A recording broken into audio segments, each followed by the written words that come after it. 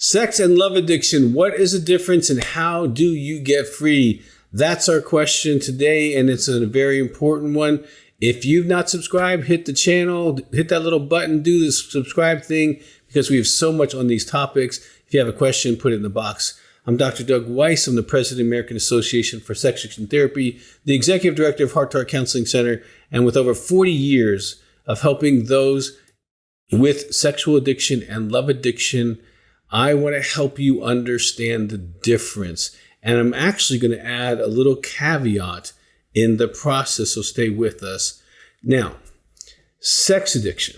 Okay, there's 6 types of sex addicts. If you are a sex addict, you are focused on the sex act, pursuing the sex act with yourself, pursuing the pornography, pursuing the other person. And when you have the sex, then you oftentimes feel the guilt and shame afterwards, but you're done with the pursuit. And that's your high is the sex act. Okay. That is where you get your hits. That's where you try to move your time and resources to get the sex act completed. And you're addicted to the neurochemicals that come from a sexual release, attaching to either an object world with pornography or attaching to other people and trying to get all that going. So sex addicts is you're out of control. You will spend more time, money, energy doing that. You have a secret world, secret accounts, all that kind of stuff. If you're a sex addict, you probably know it. I've been sober for 40 years. You can get better from sexual addiction, and we have lots of videos to help you with that. The best thing on there, find out what type of sex addict you are. Go to sexaddict.com with a T, SEXADDICT.com. Find out what type you are, and that'll also help you for a treatment plan for yourself.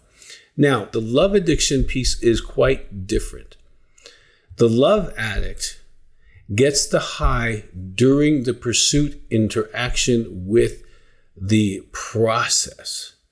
The thoughts of feeling in love, being chased, being pursued, chasing, discovering the other person, being discovered, all of that kind of the romance, the dance, the, what we do to try to, maintain love.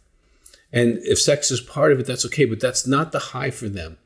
Okay, the high for them is that feeling of love. It's that pursuit. They'll oftentimes have serial relationships, maybe even longer term. Maybe every year they trade out, every 6 months or 3 months. And it's because the whole addiction for them, being wanted, being pursued, all of that, feeling the feelings that love gives you, right? So one is trying to get a sex act accomplished. One is trying to have the feelings of love. And either can become addictive process because you spend more time on it. You go through withdrawals if you don't have it. You end up spending more and more time. It takes more and more to get the same high. The principles of addiction apply to both sides of the camp here. Now, I want to add a caveat here because I think there's a slice somewhere on the love addiction side that most people don't talk about it.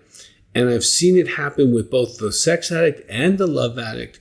And that is what we call intrigue addiction. I have a video called Intrigue Addiction. This is different. They're not necessarily pursuing the romance and the relationship. They just want that eye contact with the waitress or the waiter or the barista or people at a grocery store or people in public at a gym. They want that eye contact. They want that, like, you think I'm hot, I think you're hot. We're both saying it, but we're not saying it. I wonder what it would be like to talk to you. Yes, I'm interested. All those kind of eye contact energy exchanges that we're doing. And they actually have intrigue harems. There's men or women in different locations of where they spend their time, whether work, even church, or political places, or neutral places like a mall. And they have a routine of knowing when certain people work there, when certain people work out there. And they have this kind of like, hey, I acknowledge you, you acknowledge me. And you can be married or not married, doesn't matter. They're going to have this intrigue energy. And they actually get their high from the intrigue. Now that can turn into a love pursuit. It can turn into a sex act. But it is actually its own slice of an addictive process called intrigue addiction, love addiction, and sexual addiction. Now, the great news is no matter which of those you happen to be, there's hope. I've been clean for 40 years. I've helped thousands of men and some women get better from sexual addiction, love addiction. We have the book, The Final Freedom. We have the book, She Has a Secret. Workbooks go with both. We have the stuff on partner betrayal trauma, because if you're either of these and you're in a marriage or a long-term committed relationship, the trauma that you're creating on the other side of the relationship is huge and real. And you want to make sure that you're addressing some of that as you move forward if you're going to stay together. Now for you, yes, you want to start with the 5 C's, pray in the morning, thank God, okay, for a day of staying clean. Ask for help. Number 2, get informed on your particular addiction. There's lots of books on any and all of these. All right, I would strongly recommend that. Number 3, get in a group. Same gender group, especially love addicts. Do not go in a group of love addicts with multiple people or a group of sex addicts with cross-gender people. Okay, avoid those things you're addicted to. I've had too many people relapse in those kind of groups. Make sure the group is same gender.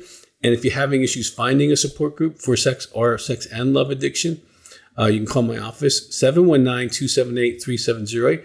We have groups that you can do them by phone, and you can start there if that's where you need to start. And it's really important that you have that, because the 4th principle is that you have accountability. You're making phone calls every single day for the first 90 days to check in on how you're doing. Okay, make sure you're working your workbooks. Make sure you're working your steps. Being accountable for your time. Make sure you're not going and intriguing or putting out that energy to get in love or sex act or whatever your thing is, that your boundaries are intact, all that stuff. You call every day. So you pray, you read, you go to group, you make a phone call, pray again, thanking God, higher power, whatever that is for you. You don't have to believe that He exists. Just say, God, I don't know if you're there, but thank you for a day being clean. So that is very beginning of recovery. Recovery is a set of disciplines. If you put these disciplines in place, you are more likely to get results. If you don't put these disciplines in place, you will probably stay where you are. If you try to do recovery by yourself, you're almost guaranteed to fail. That's on you. If you need help, professional help, call 719-278-3708. These counselors are trained by the American Association for Sex Addiction Therapy. They know what they're doing. They spent 45 hours being trained, 6 months being supervised by myself. They know what they're doing, whether they're a coach or a counselor. They know how to help you move to the next step. And it's so important, if you are married, to get your spouse in some kind of information and recovery as well. You can do intensives at Heart to Heart Counseling Center, expedite your process.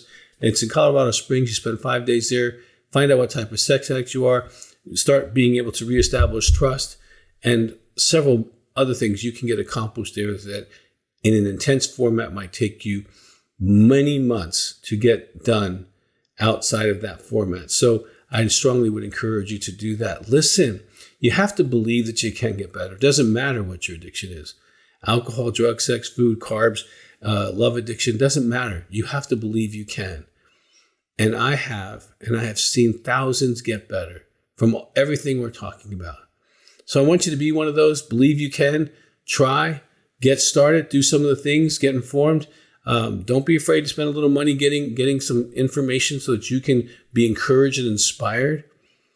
And I want you, if you haven't subscribed, to do that, because we have so much on these topics to help you heal. Okay, if you got a question, put it in the box. And I really hope you take the next step for you.